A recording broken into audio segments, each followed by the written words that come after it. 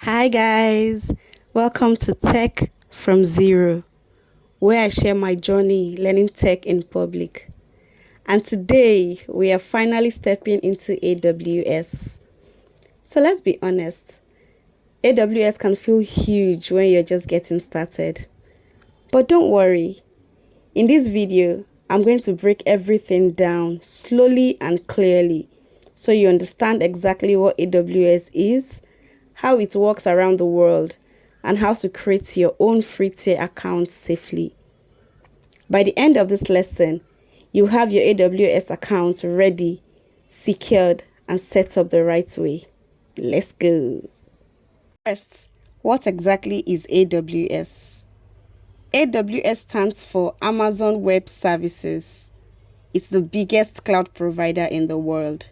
And when I say biggest, I mean powering companies like Netflix, TikTok, Airbnb, Zoom, and even banks and governments. Companies use AWS to run their applications, store data, process payments, train AI models, host websites, and so much more. What makes AWS so powerful is that instead of companies buying physical servers, AWS lets them rent computing power, storage, databases, AI tools, and much more, all on demand. This means faster development, lower costs, strong security, and global reach. And the cool part, as beginners, we get access to a free tier account where we can learn real cloud skills without spending money. So today, we take our very first step into the AWS ecosystem. Now, before we create your account, you need to understand how AWS is built globally. This is the foundation that will make everything else make sense. First up is region. A region is simply a geographic location where AWS has data centers. Examples are North Virginia, Ireland, Mumbai, Singapore, and Cape Town. Each region operates independently, so companies choose regions based on where their users are or where regulations require their data to stay.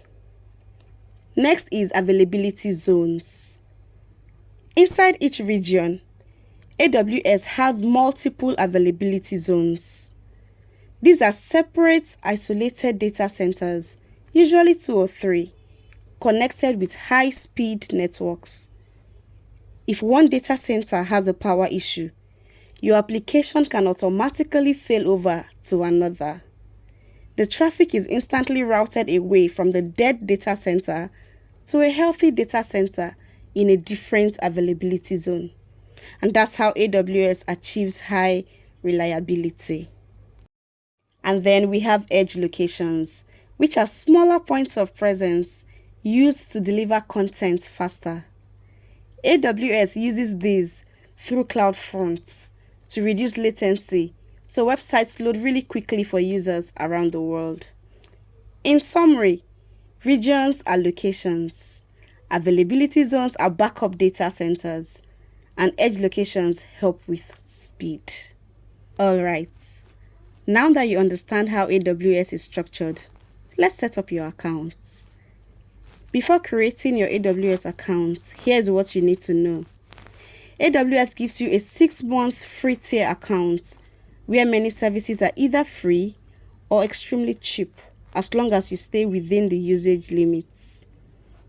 To sign up, you need a valid email address, a phone number, a debit or credit card for identity verification, and preferably the Google Authenticator app for security. Now let's walk through the full step. Step 1.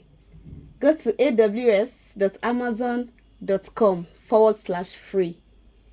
Click Create an AWS account. It's that simple. Step 2.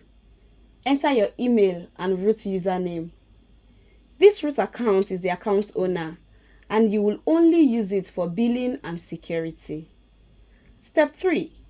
Choose personal account type. This is perfect for learners and beginners. Step 4. Add your card details. Don't panic. AWS charges nothing upfront. They will run a temporary charge, normally $1, and return it. The card is only for identity verification. And later, I'll show you how to set alerts so you never get billed accidentally. Step 5 is where you verify your phone number.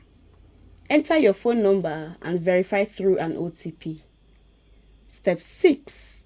Choose the free support plan. The basic support plan is free and exactly what we need, so we choose that option. Once that is done, AWS will prepare your account. This may take a few minutes. Once your account is created, please don't start exploring yet. The first thing you should do is secure your root account. Your root user is the most powerful identity in AWS.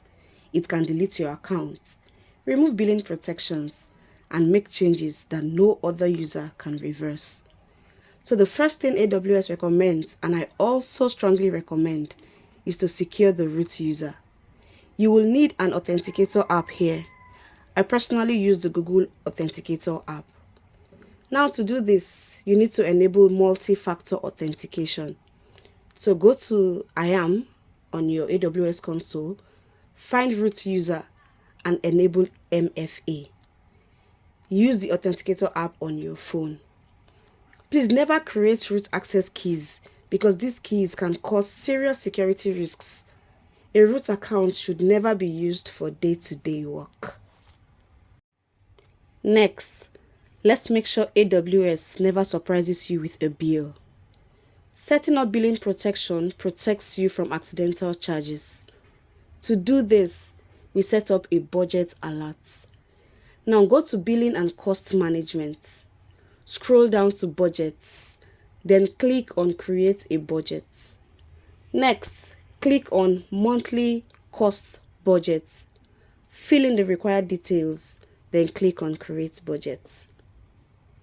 You can set something like a $5 or $10 alert, so AWS notifies you immediately if something looks wrong. Now, a faster way to get to budgets is to simply search for budgets in the AWS console search bar. Next, let's turn on free tier usage alerts. This ensures AWS emails you if you're about to exceed free tier limits. To do this, go to Billing. Scroll down to Billing Preferences and click on it. Go to Alert Preferences and click on Edit. If the alert is turned on, you leave it as it is. If it's not turned on, you can proceed to check the box.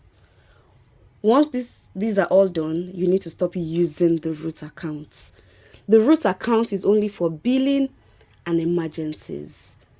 Everything else, IAM users, service access, building projects, everything else must be done using a standard IAM user.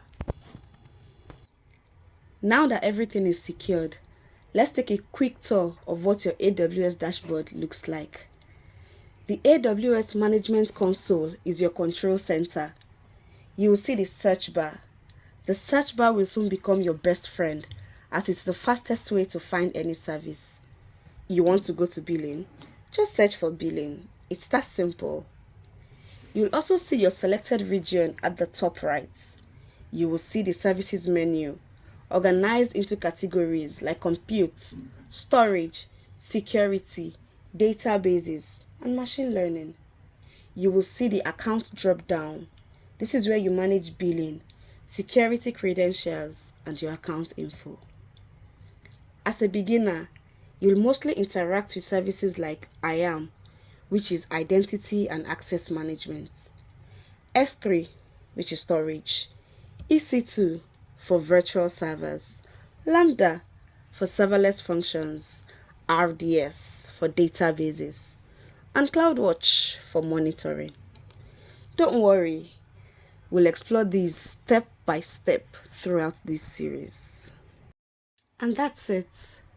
Today, you learned what AWS is, how it works globally, and you created your free tier account safely.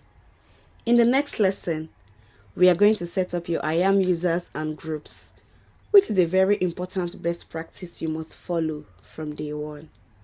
Thanks for learning with me. This is Tech from Zero.